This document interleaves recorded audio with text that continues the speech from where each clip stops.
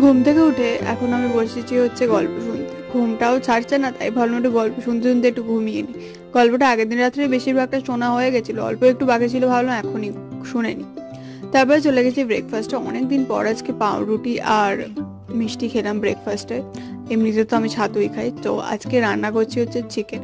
এটা আমি বহুদিন পর খাচ্ছি। গরমের জন্য বাবা চিকেন আনতেই চাইছিল না, যে শরীর খারাপ করে, বাট আমি জোর করে বলেছি না, আমার চিকেন দিতে হবে, নাহলে আমি ভাত খাবো না।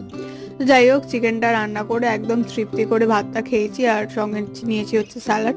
তারপরে বিকেলবেলা তো বসেছি হচ্ছে চা পানি নিয়ে, আর সঙ্গে হচ্ছে গল্পের বইটা পড়ছিলাম। কি করব আর কি, একটু সময়টা পাস করছিলাম। আজকে ছুটকে পড়তে আসেনি, তো আমি আরো বেশি ল্যাদ খাচ্ছি। তারপরে খিদে পেয়ে গেছিলো, মা আর আমি মিলে খাচ্ছি চানাচুর, আর এটা আম তেল দিয়ে মেখে খাচ্ছি, বেশ ভাল লাগে খেতে। আর এদিকে বেগুন ভাজি, আর সঙ্গে হচ্ছে মিষ্টিটাও খেয়ে নিলাম। মিষ্টি খেতে আমার আবার যখন মুড হয় খুব ভালো লাগে, যখন মুড হয় না খাই না। তো আজকে মিনি ব্লগটা এইটুকুনি, দেখা হচ্ছে কালকে, টাটা।